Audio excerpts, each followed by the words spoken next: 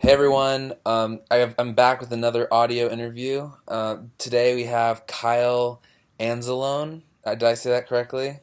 Yeah, you got it right. Awesome. And he does a lot of really cool stuff. So one of his first, and you can just chime in if I forget anything or say it incorrectly, but one of his websites is kylesfilesblog.com, and it's great. There's a link in the description of this video, and it's a basically daily news roundups, or I don't know if it's daily, but every so often there's news roundups with great resources. He does all the research so that you don't have to. So and you also reblog that at the Libertarian Institute's website. Is that correct? Yeah, that's right. And I do put out the news roundups at least near daily. Sometimes I take off a Sunday, but it's pretty much every day. That is awesome. So this is the best way to keep up with news. It mostly pertains to foreign policy. If I is that correct? Yeah, usually foreign policy. Police state stuff is Hmm. another thing I'm big on. Violations of our civil liberties, Hmm. mostly that kind of stuff. I follow like politics Hmm. more or less, but I don't think it's as big of a news story, so I usually don't throw them in there. Awesome. And then the other thing that he does is this great podcast called Foreign Policy Focus. Each episode is about half an hour long. He goes in depth, in detail descriptions of what is going on in the world of U.S. foreign policy. If you like the Scott Horton show, you'll probably like this as well. It's one thing about Scott Horton's show is it's great, but sometimes Scott just assumes that you know a lot of things like, oh, this Raqqa, this, and then they were invading Mosul, and you're like, where the heck is Raqqa and Mosul? Is this in Africa, Middle East, Asia? Like, what, you don't know. He doesn't explain it because he's interviewing people. Kyle breaks it down. This is something that anyone, whatever your knowledge is, you can listen to the episode about Syria. It explains it extremely clearly. It's a great episode. Highly recommend it. There will be a link in the description. So I guess let's just kind of start off by talking about to Trump for Trump. Trump considers ISIS to be the probably one of the biggest threats, one of the most important things to deal with. um, Kyle, do you want to talk about kind of where ISIS is today? What is the state of ISIS? Like, what are we looking at here? Well, today ISIS is certainly less of a state than it was before. I don't know if that makes ISIS more or less powerful. They're kind of turning back from a state into an insurgency. So while they've been a state for the past 2 years or so, they're going to start looking more like al-qaeda soon. I think in a way that will make them more dangerous, probably more dangerous to Americans, because what they'll end up doing is trying to either blow themselves up maybe near American troops or where tourists hang out in the Middle Eastern countries, or start trying to move out into either the United States or Europe. If you notice, like leading up to 2014 and even after, you had a large migration of people from the United States, Europe, and countries around the world to the Middle East to kind of fight in the ISIS state. I think what we're going to start seeing is a flow away from the ISIS state back into the United States and other countries, which could make the world a little bit more dangerous for all of us. So that's really interesting. So kind of what you're saying is now that we're basically defeating ISIS, it's almost as if the threat is getting bigger because they had an opportunity to kind of make themselves themselves their own power, and if they kind of would have maybe solidified that, they would have kind of stayed within their own bounds, their own geographical jurisdiction. However, since now they're kind of going back the way of Al Qaeda, there's more likely to be taking attacks directly on U.S. citizens, dispersing throughout the globe, doing kind of less state-like activity and more terrorist-like activity. It's all relative to who you are and where you exist in the world. It'll be better for the people of Mosul and Raqqa who are longer living Hmm. under this insanely evil, state. I mean, Hmm. these ISIS people are, they enforce laws like you can't be a smoker. I think there's pretty serious punishments for that. I'm Wow. not sure if you lose a hand or if you lose your head, but you know, smoking a cigarette, well, it could get you killed there. Right. Uh, Jeez. they've been dipping people in acid if they're like, you know, even suspected of being somebody who talks to the Iraqi government or traitors to ISIS. So, Hmm. like I said, it depends on where you live, you know, to where if you want ISIS to be a state or an insurgency. But I certainly think they'll be more dangerous to the people of the United States Hmm. as an insurgency. That is really interesting, and it's a really good point that you bring up. That it's all relative. So, I know a lot of people think, okay, well, Assad is a really bad guy, and there's all these.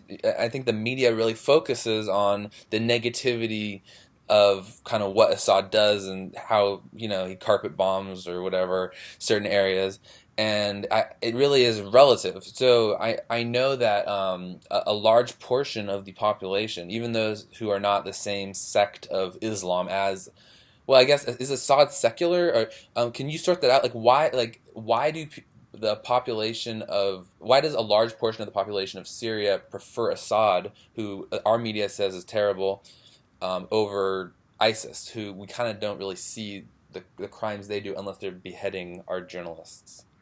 Okay, so I guess it'd be easiest to start with like the demographics of Syria. Hmm. And Assad himself is an Alawite, and Alawites are a minority group in Syria, Okay. as well as there are Christians, there are Druze, there are Sunnis, there are Shia, and there are Kurds. Hmm. Um, so all the minority groups seem to prefer Assad just because they are Assad is a secular. He doesn't have a Islamic law in Syria. I mean, there are strict laws in Syria, but they're certainly not Saudi Arabia style strict laws. Right. You could pretty much worship, you know, what you want and how you want.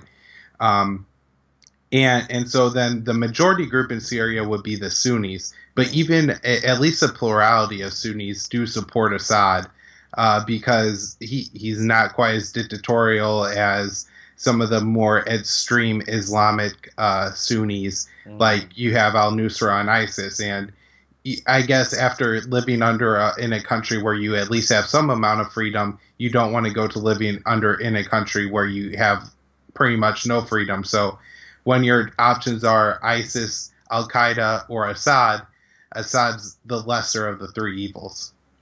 Okay, that makes a lot of sense. So, and I have a friend from Iran, and I asked him, like, how do you like keep track of all of these Muslim groups? Because he knows he's from there, he knows about kind of what's going on in the region, and he always said, and he always kind of he says to me, oh, well, you just have to know what kind of Muslim different people are, and then it really kind of lines up a lot of the alliances. It makes a lot more sense. But in this case, I don't think that. I guess you're saying that's kind of not true because Assad is obviously not a great guy. He's brutal in war, and he has some obviously restrictive stuff that we in the West would object to in terms of governmental policies. But compared to ISIS, you're saying ISIS is Sunni, and even some Sunnis don't like them, basically. Yeah, because ISIS is a pretty extreme interpretation of the Right. Sunni religion, as is Al Qaeda. Hmm. Um, It, I'm not sure what would be equal to compare it to, but mhm. you know, maybe if you're forced to live under like Puritan law or something in the United States, I don't think Okay. a majority of Christians would support that, even though it's a Christian sect. So, Right. and there are a lot of sects in the Sunni religion, and so Hmm. well, in the West, I think the best we could do to break it down is kind of just say these people are all Sunnis. Just because you're a Sunni doesn't mean you worship in the same way as an Al Qaeda member or somebody who believes in the ISIS idea of Sunni would. So that's really interesting.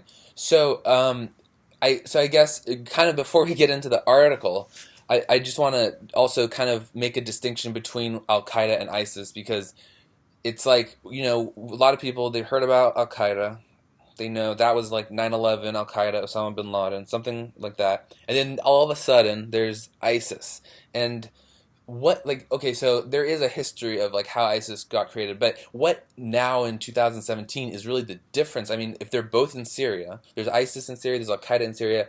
What is the difference, and why does Trump keep saying, "Oh, we're going to crush ISIS," and not say we're going to crush Al Qaeda? Okay, so what happened is while Assad, when the Syria civil war started, the veterans from the Al Qaeda insurgency during the second Iraq war, went into Syria to help their Al Qaeda brothers and the rebels fight against the Assad government in Syria. Right. Eventually, some of those rebels decided that there was I guess, loose enough control over East Syria and Western Iraq that they no longer really have to wait to form a caliphate, that they could form a caliphate there. And so what Mm. happened was is I think they were mostly the younger guys of the veterans of Al Qaeda in Iraq decided to go ahead and start the caliphate, and they became the Islamic State of Iraq and Syria. Mm-hmm. The people who were still loyal to Ayman al-Zawahiri are the al-Nusra guys, the Syrian rebels that are loyal to al-Qaeda, and they believe that you can't start a caliphate yet because you have to get either destroy the United States or make sure the United States isn't going to come back to the Middle East before you start your caliphate. So that's the difference. Is the ISIS guys started a caliphate, they want a caliphate. The Mm-hmm. Al Qaeda guys don't believe you should have one, and they've actually fought over this. It's not like we disagree, we're going to do our own thing, you do their own thing. They're actually fighting in the Idlib province right now between the al-Nusra guys and the ISIS guys. So there's not a general alliance like, hey, we both want the same thing. We have different strategies, methodologies, but we're both friends. So they're literally enemies, though. Yeah, I would guess maybe they would say that Assad's a bigger enemy than the other, but that doesn't keep them from fighting each other. So they're enemies. Okay, so I guess I guess that's a pretty good background. So now that we kind of know like who's on the ground there, and we'll probably talk about a few other forces on the ground because I know this article mentioned the Kurds, and so we can talk about that in a bit. But let's just go through some of the things that the article says. So one thing, okay, so I just kind of read the article and I got a little outline here of various points in the article that and these and I have to keep in mind this is not what Trump is saying. Trump is not saying we're going to do this, this, and then this. And he will in I guess a week or so from now. But right now this is somewhat speculation. But I think these people are pretty well informed. So the first thing is that they could make it says the Pentagon could make the current rules of engagement less restrictive and perhaps find ways to boost support for local ground forces in Iraq and Syria. Um, so what does that mean? Like in terms of from a strategic perspective, what the U.S. is doing, what does it mean to make the rules of engagement less restrictive? So we've actually got a little bit more clarification on this from an article that came out, I believe, yesterday. Mm-hmm. But what happened is that in 2013, the terror war was pretty brutal to civilians, and there was even a time when they were estimating that only 2% of people that were killed in the drone attacks were actually the targets, and so 98% Wow. were either, maybe they hit Al Qaeda guy by accident, but most of the time they were civilians. So, anyways, Obama put in some rules and restrictions that made it more difficult for the attacks to be carried out. I don't know if you remember when the Intercept released the drone papers, I believe they were called. Oh, They kind of outlined how there was pretty little executive oversight on who was targeted and when they were targeted and everything. And so Obama kind of cracked down on that. And so what I think the speculation is now is that they're looking to undo those rules. And while it certainly wasn't great under the rules, because even from 2013 to 16, Obama still killed an awful lot of innocent people, and it was bloody and stupid and awful. But it's just gonna make it that much worse again. how do we know? Like, I mean, it seems like it's such a war torn region. People are dying all over the place, and the U.S. doesn't release a ledger of today we drone strike these people and this is what happened. Like they don't do that. So how can we really know how many people have been drone striked? Is it just kind of an estimate, or is there some process for determining this? So I believe they're able to get the dates of the drone strikes and the number of drone Okay. strikes through FOIA requests and things like that. Some of them get blocked, so you don't get all of them, but you are able to get some of them. Uh, there's a website, airwars.com, Hmm. that you could check out. They do pretty good reporting. They have like people on the ground and contacts that give them the information. Doctors Without Borders does a pretty good job of giving information. So if people come in after a drone strike, they'll relay that information. And so Oh. it's a combination of sources really where you get the information of who's dying and when they're dying from the airstrikes. And of course, if the U.S. ever actually does kill somebody, they're more than happy to call USA Today or the New York Times and say, hey, we got one, put it on the front page tomorrow. So Right. Yeah. Yeah. Wait. So you said there's one thing called Air Wars? yeah, airwars.com, I Oh, it's believe. .org. .org. .org. Okay. Okay. Yeah. Oh, wow. This is a great resource. I had heard Yeah, I of this think it's actually. run out of the UK, but they do a pretty good job of detailing who's dying. I'm gonna put a link to this in the description. I think everyone should check this out. This is a great. This is like a bunch of data and numbers on all these graphs on different airstrikes. This is awesome. Well, awesome in the way that it's informative, not in that it's actually representing something that's good. It's terrible. It's devastating. But okay, so um, yeah. So kind of what you were saying, actually, one of the other quotes I had pulled out of the article said that approval for some airstrikes can take weeks under the current process, and the Obama administration's rules on limiting civilian casualties went beyond what is required for international law. So I guess they're kind of agreeing with what you were just saying about some of the stuff is basically loosening the rules, and that's one thing they can do.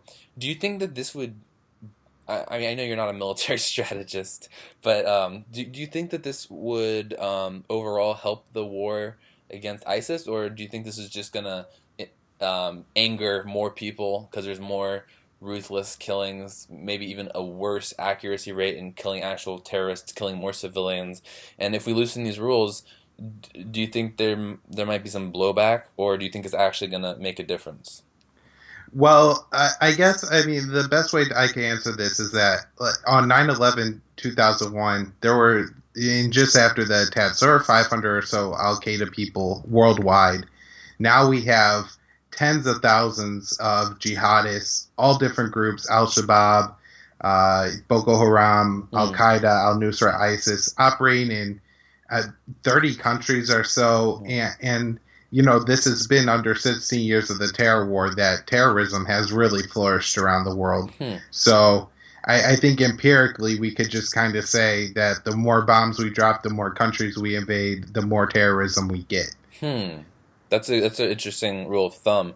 Um, I'm actually gonna talk about that maybe a little bit later. I have a question that I want to ask you, but I want to get through. I want to get through more of this article and analyze some more of these points. So, let me see. So here's the next point that I'm pulling out. The Pentagon could also recommend placing U.S. advisors closer to combat in Iraq and Syria. Advisors now are ordered to avoid exposing themselves to combat and are generally limited to headquarters away from the fighting. Former President Barack Obama strictly limited the number of troops deployed to Iraq and Syria and placed much of the authority for military decisions within the White House. Rubin, which is one of the analysts, said Trump will likely allow generals greater leeway in running the operations. So what is the implication of potentially sending in more troops and giving the generals basically? I mean, the way this makes it sound is that Trump might just say, "Hey, General whoever's in charge of the Iraq War, um, you're good. I like generals. You can kind of just control the military. That's what you're for." Whereas Obama kind of said, "You have to run stuff by me.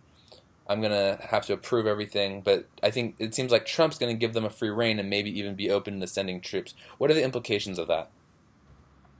Okay, so kind of what we have going on here, and some of this is already taking place, is that prior to Trump taking office, and this started to happen while Obama was finishing up his term, is that the U.S. troops that were in Iraq and Syria were pretty far away from the front lines and were just really calling in airstrikes and maybe giving some tactical advice. When the invasion of Western Mosul started about a month ago, the U.S. troops were embedded closer to the front lines. And we did have a report from the Pentagon which said that some number of U.S. troops have been injured in fighting in Western Mosul.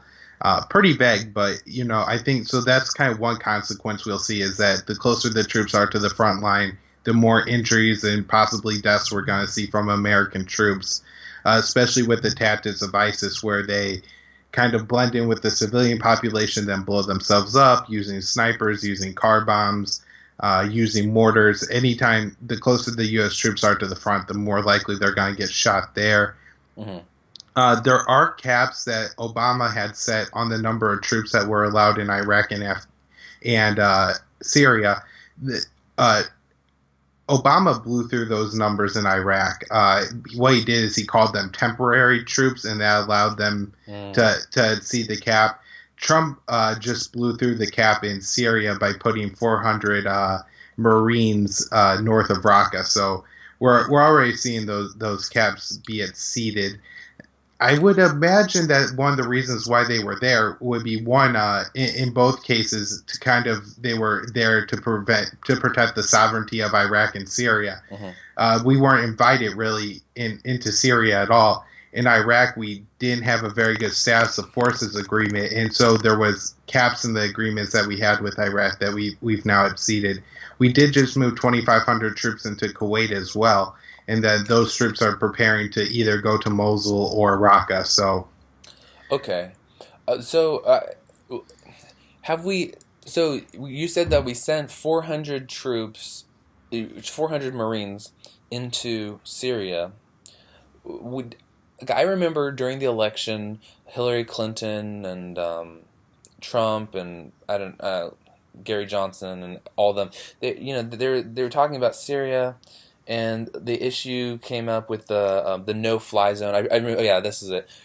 Hillary Clinton had a no-fly zone, and some people said in order to implement that would mean boots on the ground in Syria, and that was a big deal. And also, the implications of fighting with Russia. It is a big deal to have quote-unquote boots on the ground in Syria. Did we not have troops in Syria at that time? We had about 500 special forces operators in Syria, at least for the past 6 months to a year. Okay. And then those troops have been there. And they are right that you would need more troops on the ground to enforce the no-fly zone in Syria because you have to take out all the anti-aircraft weapons that Syria has in order to enforce the no-fly zone. Okay, yeah, right. That makes sense. So, and I definitely want to talk about kind of the implications of Russia and Syria and stuff like that. We can talk about that later once we get through this article. Okay, here's another quote from the article. The United States might also consider directly supporting Kurdish forces fighting the Islamic State in Syria, Rubin said. The Kurds have been effective fighters against the Islamic State, but the United States has not provided them directly with ammunition and supplies because of Turkish opposition. Turkey's government fears the Kurds in Syria are linked to groups inside Turkey that have been fighting for independence. And so this is really interesting. Rand Paul, son of Ron Paul, my favorite senator, when he was running for president, unfortunately, he kind of kept harping on this thing about supporting the Kurds, and that was kind of his main strategy in Iraq. He's like, "Oh, we'll just arm the Kurds. We'll just arm the Kurds." What could be wrong with doing that, or is it wrong? Maybe is that actually a good strategy?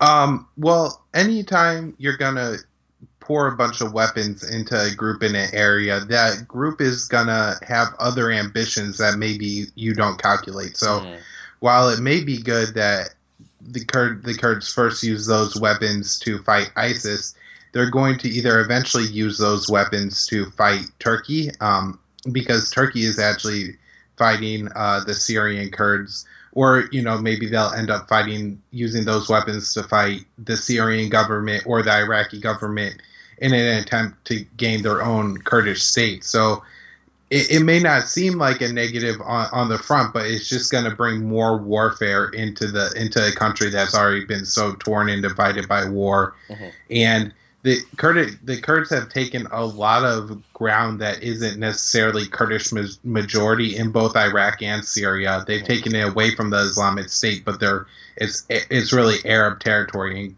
Kurdish people aren't Arab. And so, do they have plans to trade that ground for independence? Do they want to occupy and control that with the weapons the U.S. is giving them?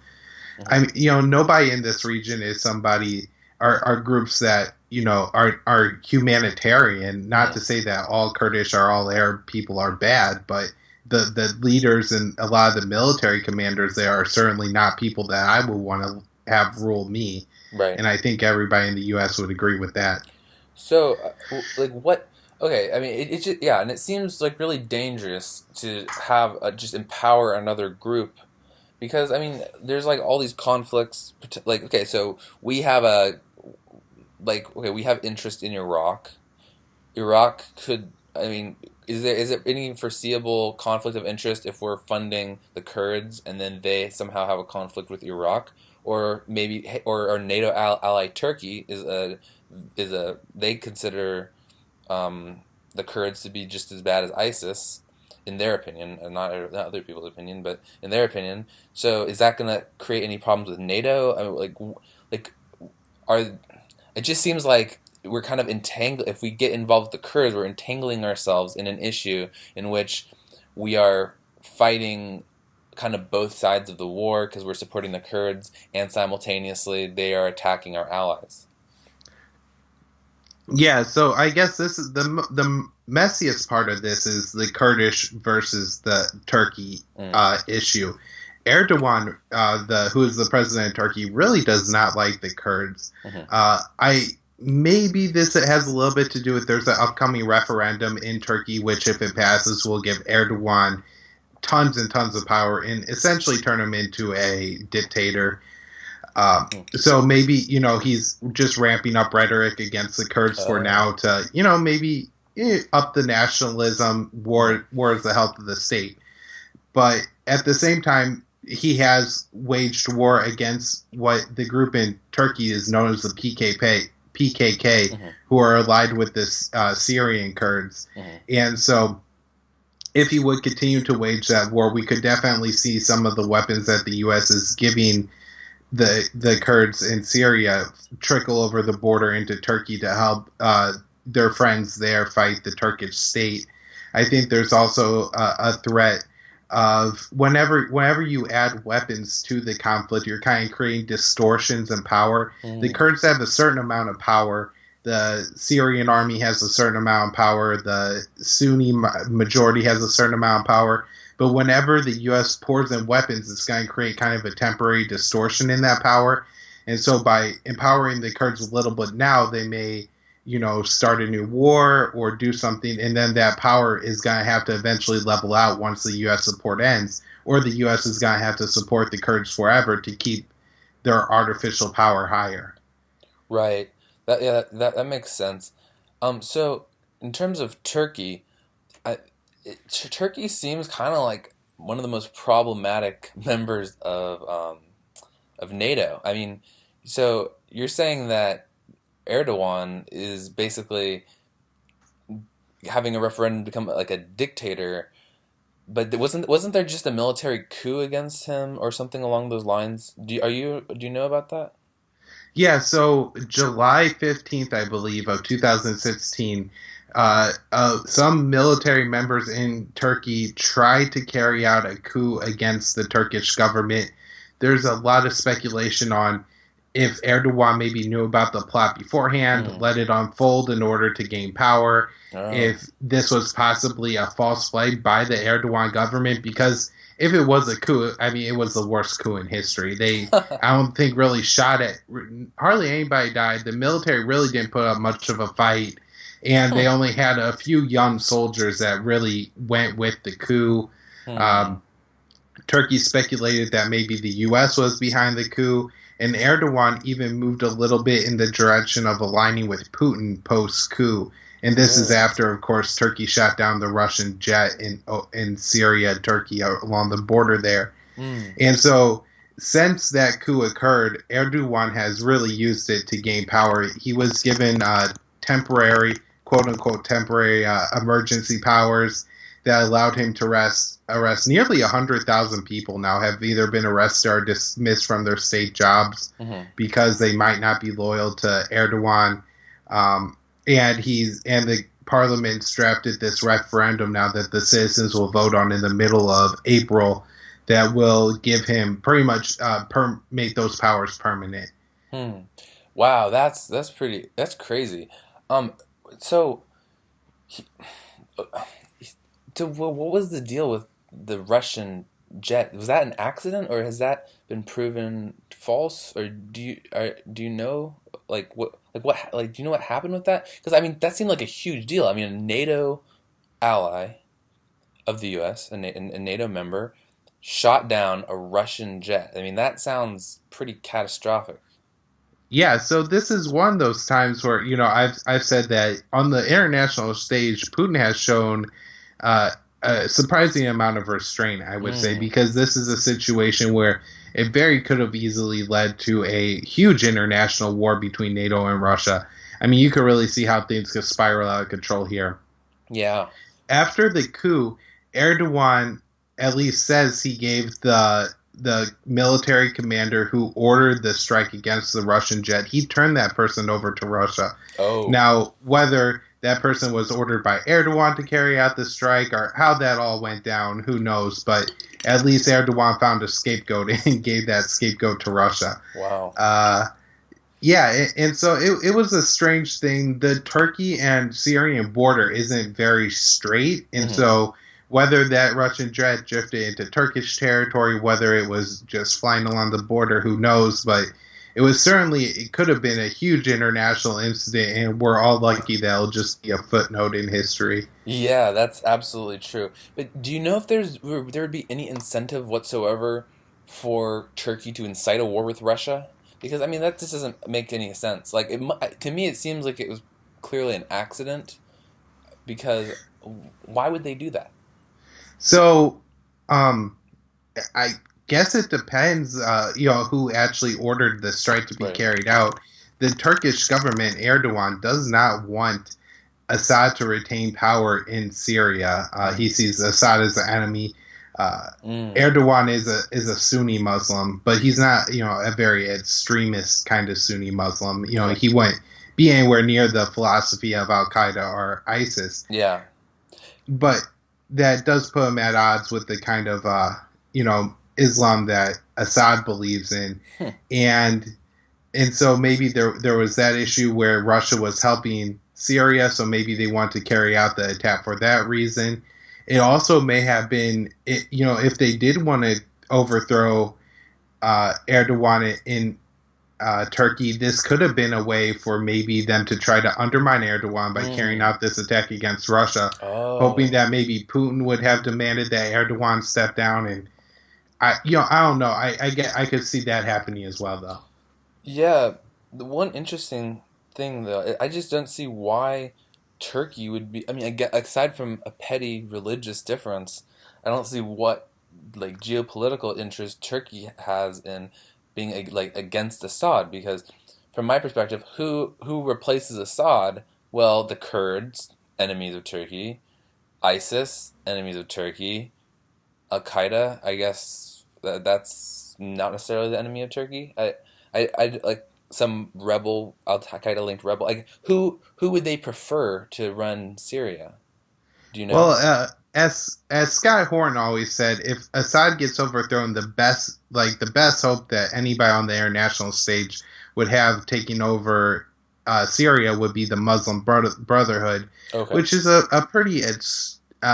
which is a more Islamic fundamentalist group of Muslims. They're definitely not secularists or moderates. It would be a state that's a little bit more resembles Saudi Arabia than Turkey. Mm-hmm. But that would make Saudi Arabia, Turkey, and Syria all controlled by Sunni states. Mm-hmm. Assad is seen as a friend of Iran, Mm-hmm. and with Iraq, Iran, Syria, and Lebanon all lining up, that does provide a pretty good pipeline from Iran to Hezbollah in southern Lebanon. So I guess there's a lot of geopolitical interest in having a Sunni take control of Syria over Assad, the Alawite and Shiite friend.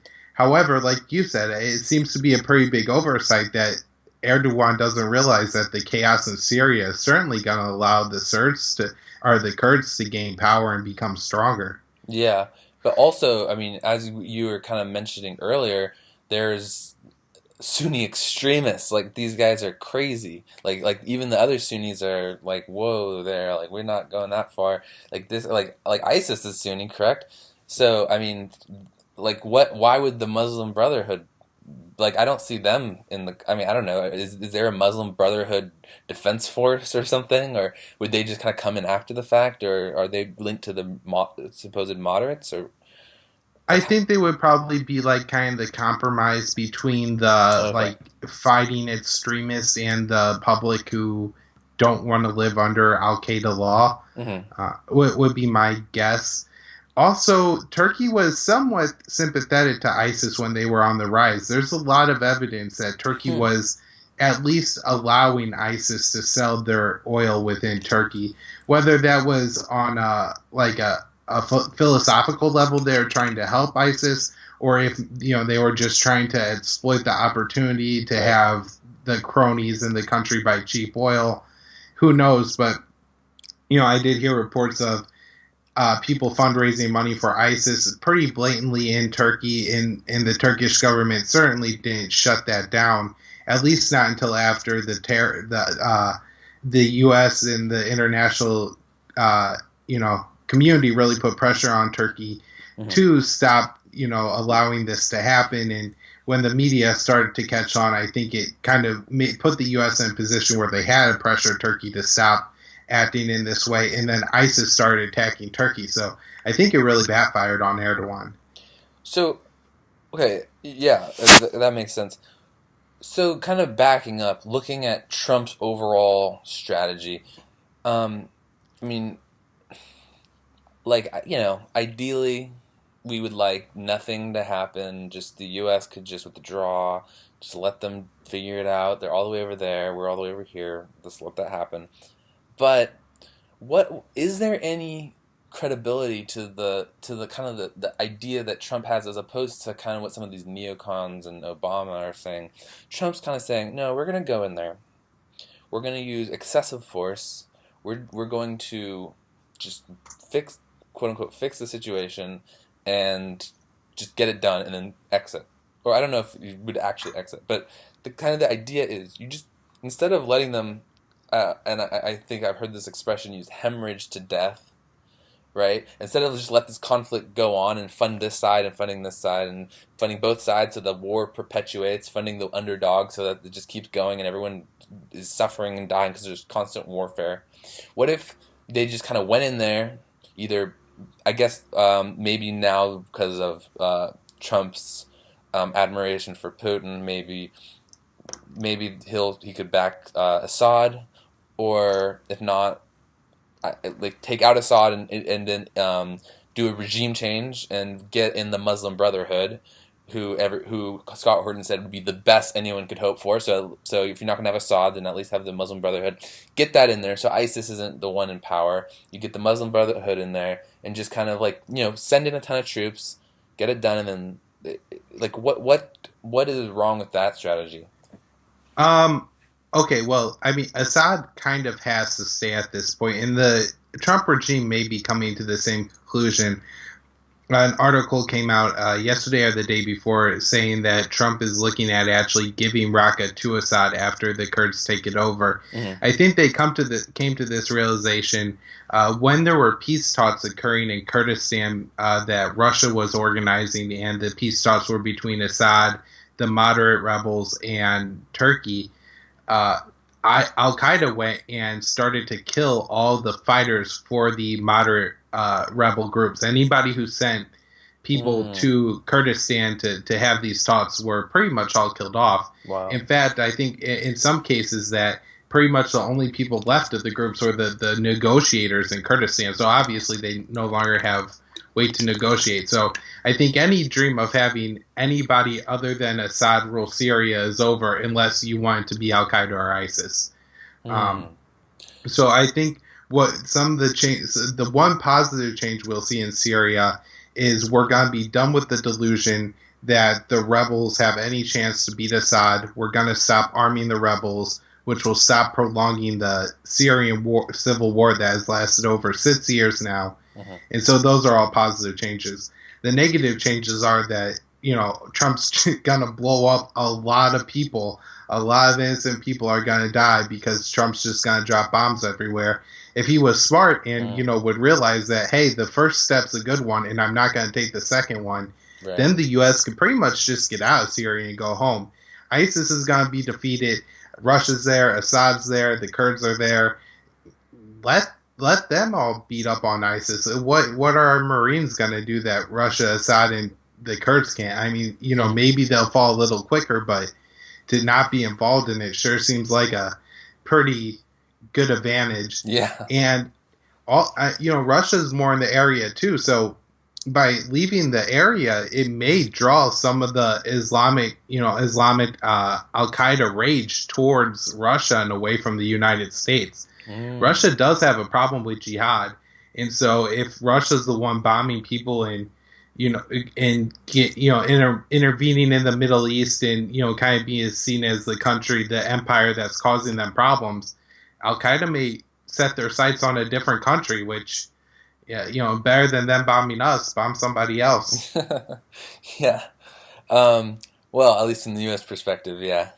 Um, it's so okay. So what is the so I think I'll have like one more question, and then we can kind of talk about a few other issues. But so what is the job ahead of Trump? I think I saw a map on this article. Again, I'm gonna link this article. It's a very informative article in USA Today. At the bottom of it, there's this map, and it says there's two dates. One is in October of 2016, and it shows where ISIS is, or where at least where they control, and then you can kind of swipe over it, and you can see where they you can see where they are in February 2017. So it's a really interesting thing. You can see the progress over the past few months. What it looks like from what I see on the map is that ISIS used to have a much stronger hold in Iraq, and now they're still in Iraq, but it's much smaller. They seem to have one area that's kind of a cluster that's like a pretty big blob of on the map, and then there's like some stuff by the border and a little bit around Mosul. Um, but then their presence in Syria has changed, but it's pretty much. In fact, it seems like it almost increased since October. So, is that an accurate picture, or where does the U.S. if the U.S. is to do this terrible idea of intervening and all this stuff and reducing restrictions, giving the generals full power, just full on military force. If they're going to do it, where are they going to be doing it? Syria. How much is left in Iraq? Are there other countries such as like Libya or anything like that also has ISIS presence? So I think the maps can be a little misleading Hmm. because Syria and Iraq are both not super densely populated countries. There's a lot of empty desert in both countries, Okay. um, and so I I would say that the ISIS control in Syria is less than what it looks like on that map, Hmm. and they seem to be in retreat pretty much everywhere. They're not really taking any territory other than maybe near the Turkish border in the Idlib province of Syria. I Hmm. have heard that going on. That is in northwest Syria. Is that near Aleppo, or that's it's what? I believe it would be west of Aleppo, Okay. or maybe more north than west of Aleppo. Hmm. but that's the only place I've heard of ISIS taking any more territory in either Iraq or Syria. Mm. They are pretty much surrounded by enemies on all sides. There's either the Syrian army, there's Sunni militias, there's Shia militias, there's the Kurds. Everybody around there doesn't like ISIS and wants to, at least depower ISIS. And they've made an enemy of the al-Qaeda guys too. So they're certainly fighting with the al-Qaeda guys in the Idlib province. Trump's terror war, I think, is going to pretty much blanket the Middle East and North Africa. In fact, when they listed the countries that the terror war may expand to, they didn't even say Libya. They said North Africa. Oh my gosh. So that may include the terror war after Libya, after Hillary and Obama did one of the most disastrous things ever, and that is overthrow Gaddafi in Libya. Yeah. The terror war spread to Algeria and Mali as well. And so those countries could see probably some U.S. intervention. I know those were former French colonies, so France has a little bit more interest there. So we could see maybe NATO intervention, which will probably end up just being U.S. planes anyways. ISIS has a pretty heavy presence in Yemen. They have a growing presence in Afghanistan, so we're probably going to see an increase in the terror war there, not only against the Taliban, but against ISIS as well. We have Iraq, Syria, Somalia has a growing ISIS presence, and al-Shabaab is also doing pretty well in that country. So I think we're going to see the terror war really expand, and if he's going to take away the restrictions on the airstrikes and the raids, then we'll probably see more U.S. bombs going off pretty much across the Middle East and North Africa. I was so optimistic. I mean, look, I was not a Trump supporter. I did not vote for him. Believe me, I opposed him. But I was very optimistic on a foreign policy front. I was thinking, he's like way better than Clinton and rhetorically way better than Obama. But this is not looking to be the case. I mean, I have this other article pulled up where he's seeking a $54 billion increase to military spending, which is, I believe, the largest ever increase of military spending. Plus a massive expansion of the the terror war, and adding more troops, more expenditures, removing restrictions. Basically, which as you kind of pointed out, would kind of create more terrorists. You have more drone strikes, more killed civilians. That's kind of more terrorists. This seems, and then on the domestic policy front, he's increasing the police state at home. But this is pretty terrible. Do you? I almost want to say that maybe Clinton might have actually had a slightly better foreign policy. What are your thoughts on that? Well, I don't know if we could say Clinton has slightly better foreign policy because of her hawkish nature with Russia. Right. Yeah. However, when Trump was running for president, I had kind of the same feelings that you did, that he was talking about not being involved in regime change and Iraq war being a mistake and wanting to get along with Russia. But what Obama did is he really spread ISIS across the Middle East and North Africa. And Trump's policy is he wants to knock the hell out of ISIS. And so now we have the problem where ISIS is over such a large area that to knock the hell out of them means waging a war across, like half of two continents. And this is just like with Obama, who also had some great rhetoric going into his presidency.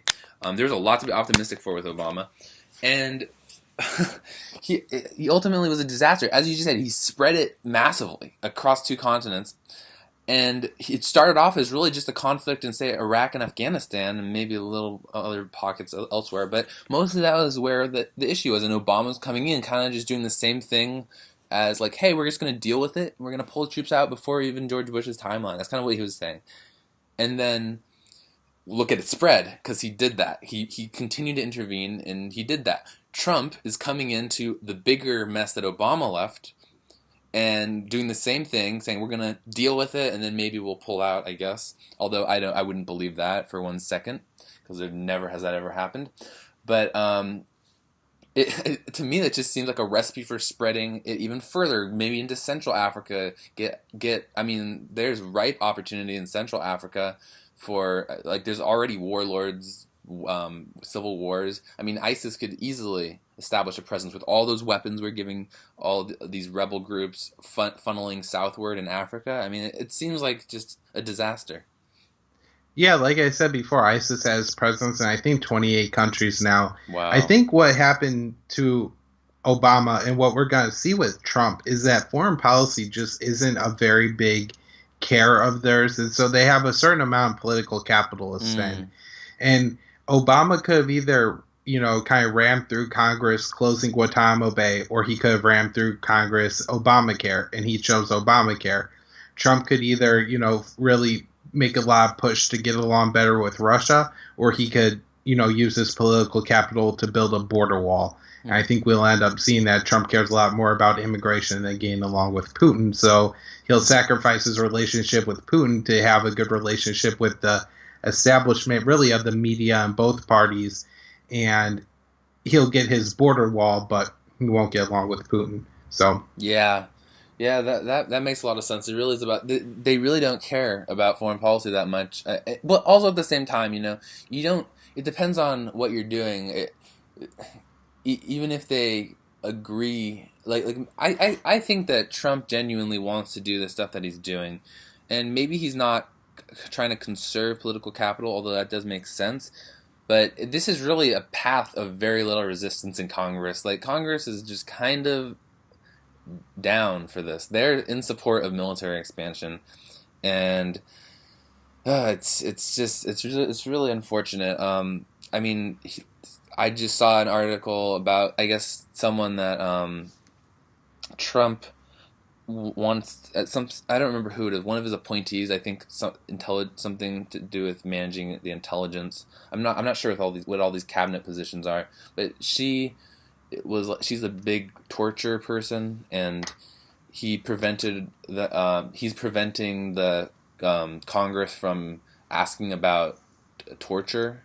And yes, her name is Gina, and I can't remember her last name. It starts with an H. mm, And she was in charge of a CIA black site, I believe, somewhere mm, in Southwest Asia, maybe Indonesia. And she tortured some people and then deleted the tapes of the tortures taking place. And the Trump administration invoked state secret privilege, I believe is what it's called, in order to keep Congress from asking her questions about the torture. yeah, that's pretty crazy. I mean, torture is terrible. I've heard speculation that one of one of the catalysts of radical Islam, and really, I mean, radical Islam has not always been an issue.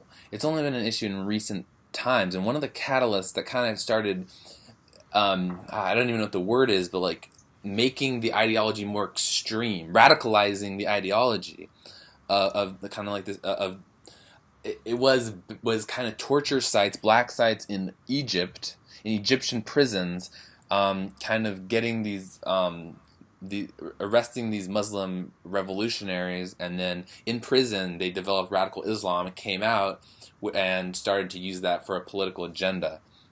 So, Yeah, and it makes a lot of sense too. I mm, mean, if you're some, poor goat farmer living in a rural village in Yemen, mhm. and some guy drives out of a helicopter one day, takes you from, your home, and then simulates drowning you for the next 6 months, asking you questions that you have no idea about. Yeah, I, that's gonna you're that's gonna gonna hate do them. a lot to people. And then to go back, to that village, or to have people go back to that village and say, "Hey, this could happen to any one of you. You will never see any justice. None of your captors will ever be punished in any way. Hmm. And maybe if you're lucky, your family will know how you died one day." Yeah. It's really good propaganda, courtesy of the U.S. government to Al Qaeda. Yeah, it really is, and um, it just reminds me of. I mean, it makes so much sense why. I mean, obviously, I don't endorse anything that these people are doing, but it makes so much sense why, like, someone like that would turn against the United States and hate them for basically ruining their lives. And there's a great Ron Paul video, and it was actually it was a ad for his campaign in 2012, and I think it was done by one of his super PACs, and it basically it says like, imagine that there was a Chinese base in Texas, and it just kind of walked through the thought experiment of what would happen if some other foreign country like Russia or China had a military base in the United States and was doing all the things that we did to people that we do to people in the Middle East. And it really, I think, is a really like moving short little clip. And I'll put a link in the description to that as well. It's a great video, and it really puts it into perspective. Kind of like we really need to put ourselves in these people's shoes and understand why our actions are having these effects and why the world is basically reacting this way after we do all these interventions. I mean, you'd think that the most powerful military in the world, after decades of conflict in the Middle East, could at least resolve it, but yet it seems to just continue to get worse and worse and worse. And as you were just saying, it spread from Iraq and Afghanistan to the whole Middle East to Northern Africa, and now we have all these operations for something that was just a response initially to 9/11 attacks, which obviously 9/11 attacks came from former interventions that the U.S. military did in the decades before that. But I mean, it's just expanded and expanded and expanded, and the only way to stop it is to understand that we cannot get involved and we cannot control this process. We have to take our hands out of it, and it's really important to put ourselves in other people's shoes. And so I know one thing that we were talking about is there was this institution created about 100 years ago, a little more than that, called the Anti-Imperialist League, and this organization was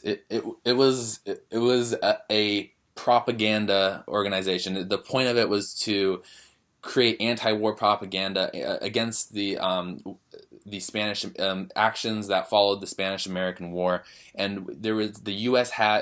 even back then, the U.S. had a tendency to kind of do these imperialist foreign interventions, and they were torturing back then. They were doing all these terrible things, and there was a group of upstanding citizens back in the day that opposed this, and they wrote pamphlets, poems, novels.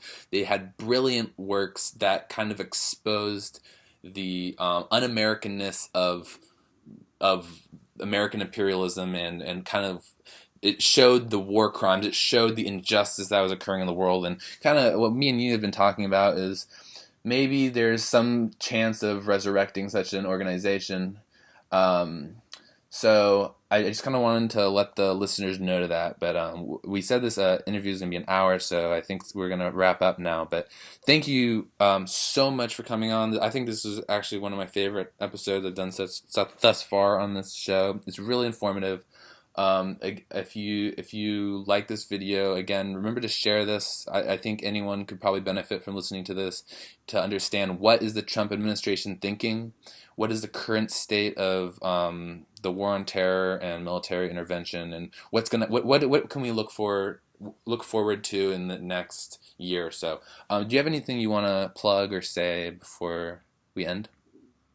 No, I think you covered pretty much everything in the beginning. I do go into everything in a little bit more detail in my own podcast. So if you kind of got a taste of it and you want to know more, check that out. I just put it out in the show today, so there's plenty to listen to. Yeah. Okay. Well, thank you very much. I really recommend people check out your podcast and your news roundups, and I'll have all the links in the description. Bye. Bye.